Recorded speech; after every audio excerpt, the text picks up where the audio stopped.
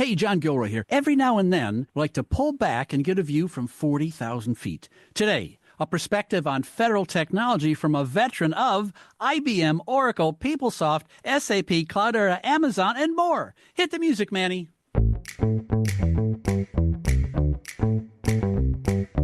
Welcome to the Federal Tech Podcast, the podcast that connects you to federal technology leaders. My name is John Gilroy, and I will be your moderator. In the virtual studio, we have world-famous Bill Sullivan, independent consultant. Bill, how are you? I am well, thank you, John. Great to be with you. Hey, everyone should go to his LinkedIn page and see this picture he's got on there. He's with a bunch of these big tough guys, Navy SEALs. He's been in the swim with them. So, Bill, you got to be strong to hang out with those guys, don't you? You know, I'm middle of the pack at best, and I don't talk any trash when I'm around with them. Smart move, huh? Yeah. Yeah. Well, the reason I want you on here is because I normally take one company and take their perspective, be it Amazon or whatever happens to be Google, and then we find out new things about the company. But I thought it'd be good, especially here in early 2025, where there's it's like, you know, it's like a hurricane going on in D.C. in the federal world, and thought I'd bring you in, and you could be the calming force. You said, calm down, calm down. I've been everywhere, done everything. I'm like Forrest Gump. I know what's going on, and get your view on this. And as we were doing, you know, emails this morning before the interview, bang, all kinds of stuff going on with DeepSeek. It's like, well, we're going to have to record another one tomorrow, Bill, or what? Everything's changing, isn't it? It's unbelievable. The pace of change over the last 4 or 5 days has just been breathtaking. Okay, I'm going to start off with some obvious. Let me just come up with obvious questions here. Okay, so we got a new guy in town, and he says, 90-day hiring freeze. So what happens to little Bill Sullivan working over at Doi trying to complete his project? I mean, there's people in that position. So what's the answer? Just be patient, or how should we handle this?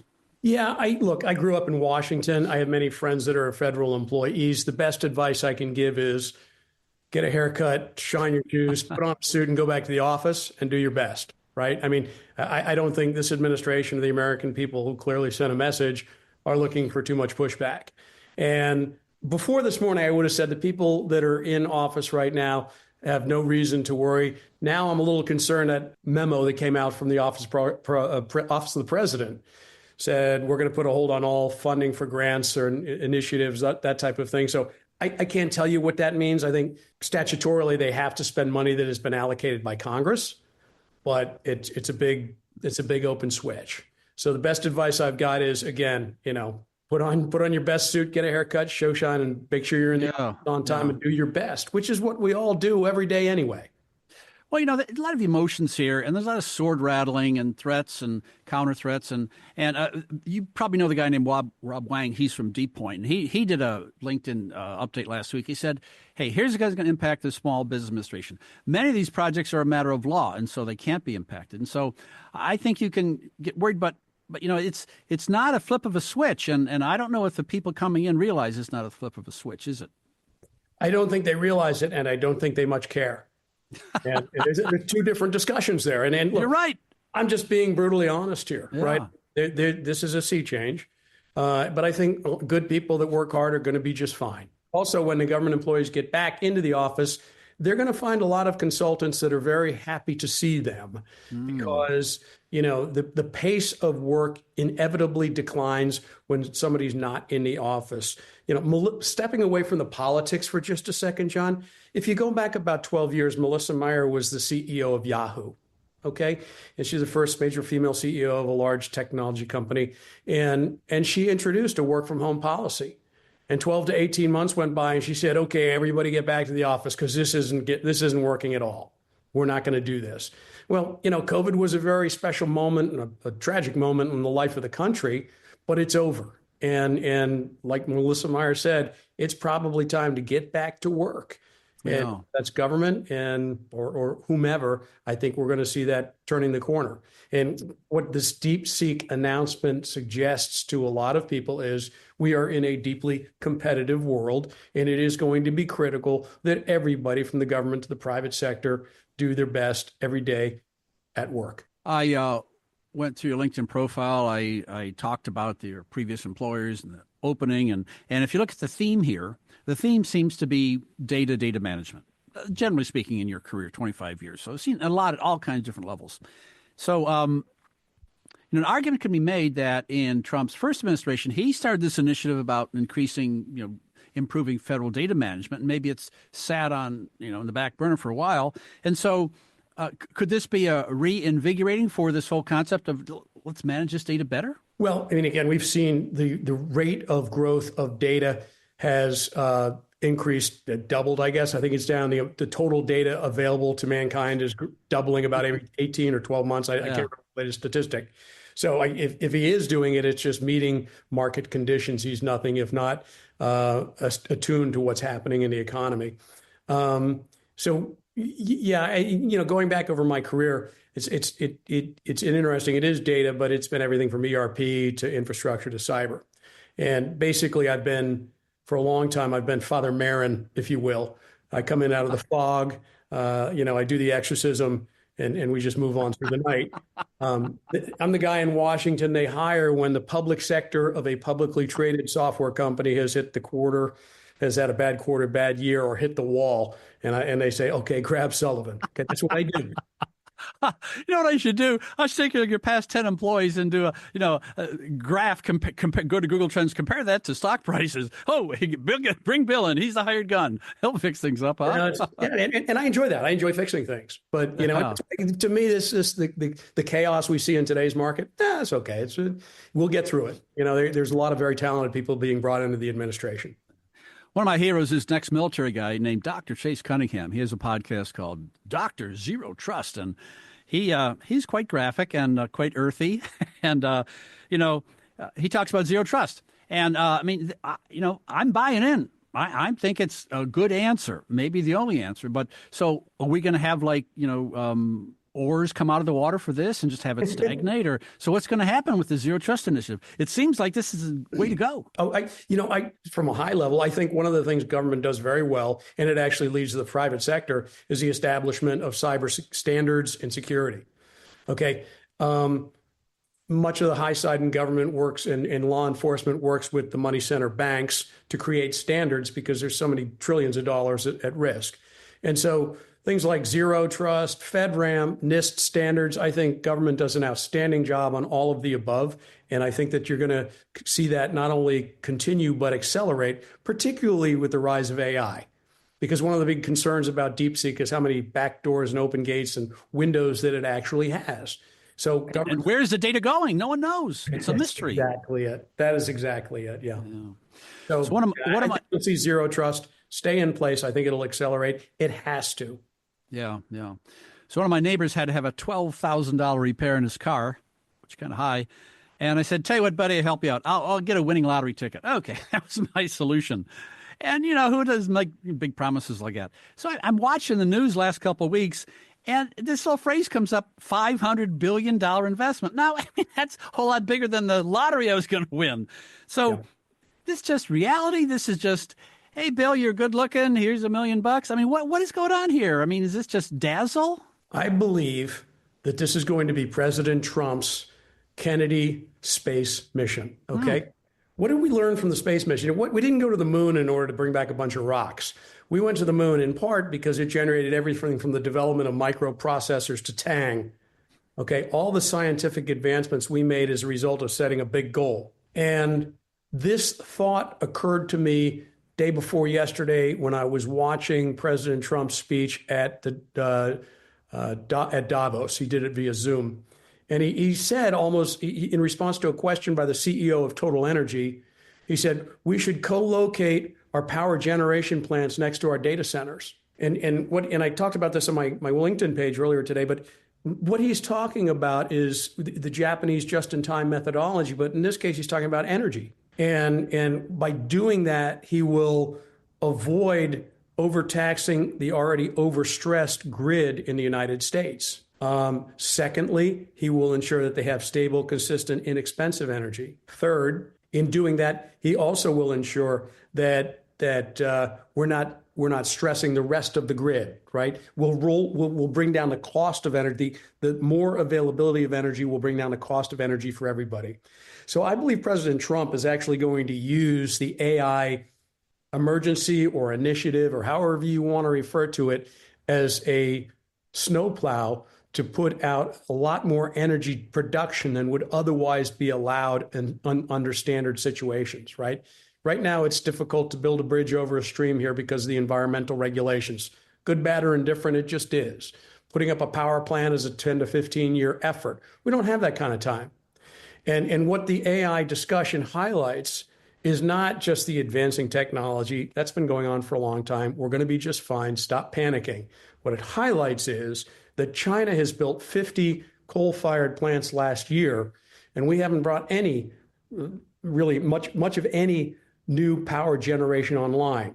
That's the long pole in the tent for the United States. We have the money, we have the technological wherewithal. What we don't have is that power generation and transmission ability. So I think that $500 million that Donald Trump was talking about in response to a question by an energy CEO was exactly that, is to build out the United States capacity for generation and distribution of energy as necessary just to compete in this game. Yeah. And if you follow the remarks of the CEO of NVIDIA, exactly, what he said was, hey, we got this tech stuff solved. We got it solved. What we don't have solved is the energy. And so that's a different interview, different day. We'll get him on and talk about energy and data centers and everything else. Yeah. I always ask the show me the money question. It was the first time I heard somebody talk about co-loading power plants, co-locating them with the data centers. Like, that's the Japanese just-in-time manufacturing, right? That's what Dakota did. We used to have all co-located for auto manufacturing throughout the Midwest, around Detroit and environs.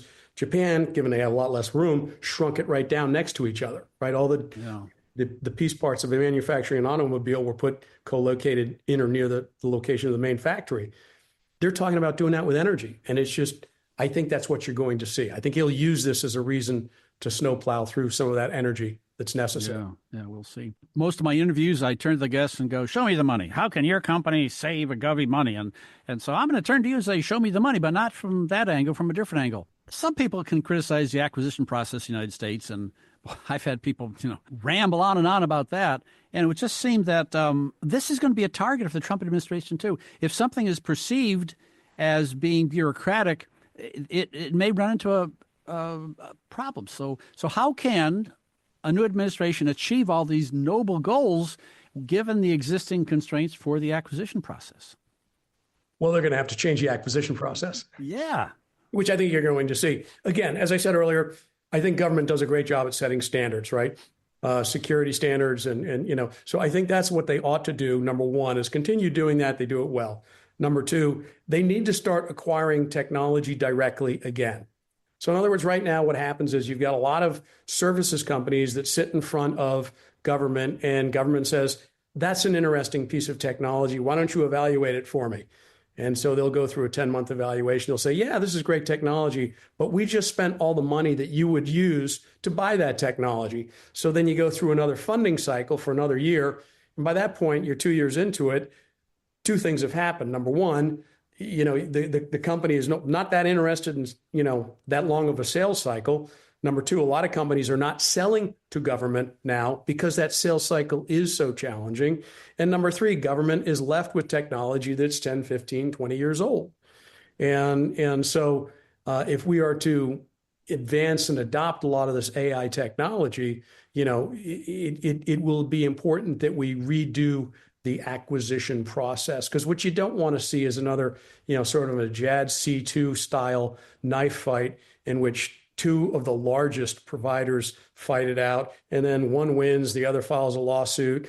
5 years down the road, not much has happened. It's just the only people that win in that are the lawyers. Again, I got a lot of good friends that are lawyers, but that's not going to advance the ball technologically or the mission of government. Bill, I do a lot of face-to-face events. I go downtown with my crew and we record. And I was at an event, sat with a table with a couple of people from the federal government and just chatting, talking about horses or something. And this young lady turned to me and she said, well, how can I be successful? I said, well, what you want to do is find out what your agency goals are and then throw everything overboard and just focus on reaching those goals for whatever chain of command you have. And then you do that for a long period of time, you can be successful. And the problem I have is that, I went to an executive order on artificial intelligence and I got me a big 404. And so all of a sudden, I guess I gave the young lady bad advice, huh, Bill? No, I don't think so. Look, when I look at this situation, I first of all, I freely admit the one person in private equity that I really pay a lot of attention to is Mark Andreessen. He's been a practitioner. He actually understands the technology and cares about advancing it. So that's an interesting perspective. And he says it's fabulous technology as far as DeepSeek goes. But how's this going to resolve? Well, you look at the different players in the equation. First, you look at China. They can make all sorts of representations. China does not do anything that does not benefit China. It's very important to remember that. Okay. They had the opportunity to participate during COVID with the international community, providing everything from medical information to treatment modalities. They didn't. Okay. One of the things I follow is supercomputing. Okay. It's the United States. It's the United States academia. It is the UK, Japan, and China. And it's a clubby sort of environment. And most of the time it advances 5 to 7% per year. China doesn't share what they're doing on supercomputing generally. So if they come out and say, hey, we've done all these great things for the advancement of humanity, I don't believe them, okay, because they don't do anything that's not in the best interest of China. Number two, the next major player in the equation around AI right now is the American industry. I'm actually heartened to see some of the big players. You got AWS, Microsoft, Google, Oracle, all hyper-focused on the topic. So we've got our best brains, we've got our literally unconstrained spending availability to solve the problem. And the as chaotic as our approach may seem at times, the free market always overwhelms a command economy. And I think that will hold true as well. Number three, as people are adopting DeepSeek, I cannot urge strongly enough to remember the importance of security, because once you give up control of your data, it is not coming back. And China does not do anything for charitable reasons. And so, making sure that anything you use is secure to the best of your ability. Again, that's where government does such a good job. They try hard on this stuff. I know the people that do it, they do good work and they mean well. They mean to defend this country. Pay attention. Okay. A lot of people would sell their soul in order to make the next big buck if it means working with China. Well, ask the executives of Boeing or IBM or, countless other companies that went into China thinking they were going to make a lot of money. And now China has Chinese branded products that look a lot like Boeing jets and IBM software and Microsoft software, et cetera. The same holds true for DeepSeek and for AI. So, we're gonna do just fine in this fight, but we need people to stay focused on what's important.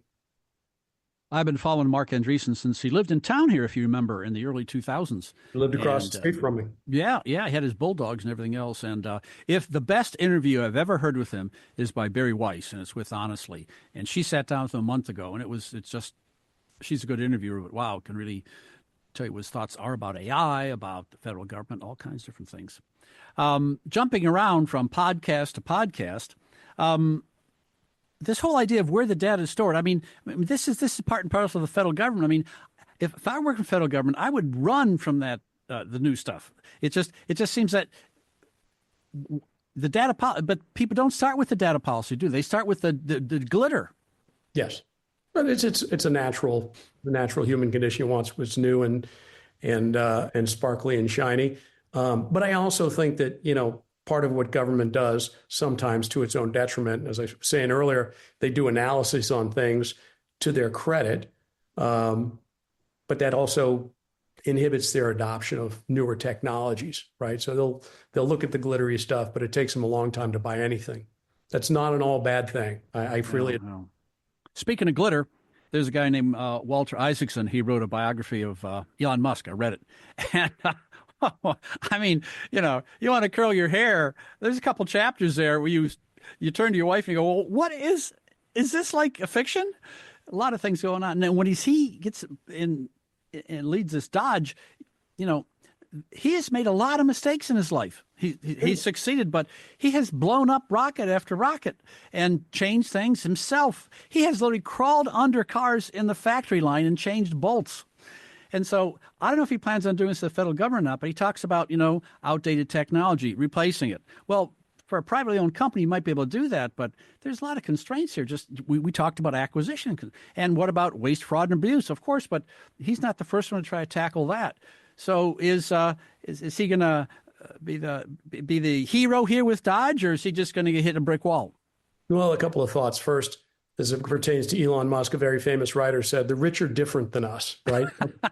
It's a good starting point. He's just different. And I have a profound, I think he's the Thomas Paine of the modern world. I thank God for Elon Musk, number one. Number two, I often tell my sales teams, I said, the value proposition in government is keep me out of the newspaper. Okay, you go sell to a CEO anywhere in this country, they care about how are you going to grow my revenue, my market share, or my profitability. That doesn't matter in government. Senior government executive says, if I buy your stuff, tell me I'm not going to be in the newspaper, right? In a bad way, right? But maybe government does need to fail once in a while, more often, right? And not, I wouldn't say not be held accountable for it, but, even if you do some smaller tests and smaller efforts on new technology and you throw it out, that's fine. I mean, even the big money center banks, they have testing sites where they regularly do small acquisitions of software to check to see if it works. Is it secure? Will it work in our environment? Will it scale? Okay. And the Air Force has done a lot of this stuff, right? I mean, they've done some very intriguing acquisition work where they went up to New York City and they rented a theater and they invited all comers down, early stage technology companies to pitch, and they wrote a few contracts right then and there. So it is possible. So I think you'll probably see under Elon a lot more of this type of approach. 50% of all IT projects in the commercial sector fail, right? And the problem is that in government, if it fails, you wind up in the newspaper. So there's really no upside. So, DIEX, again, is another example of the Defense Department trying to get more growth, more creativity into the evaluation, selection, and acquisition process. The community has had that in In-Q-Tel for quite some time. So I think we just need to see more of that. And I don't think people should necessarily be fearful of it. I'm going to end with a quote, but before, if you want to connect up with Bill, just go to his LinkedIn profile, William Sullivan, pretty easy to find, not at all. Yeah. And so here's the quote I'll leave you with here, and you can maybe reflect on this as an ending note. And here's the quote. This is someone describing Elon Musk. Systematic change is hard, but that's what people like Elon Musk do. Yeah. Summarizes our 20 minutes here, huh? Yeah. Well, that's what I love about my job, my career. I go and I change things when they don't hire me when it's, hey, grow at 10% a year and do the best you can, right? It's like, it's on fire, put it out. And oh, by the way, build a wing out the back of the house while you're here. Okay. While you're doing it, yeah. Yeah.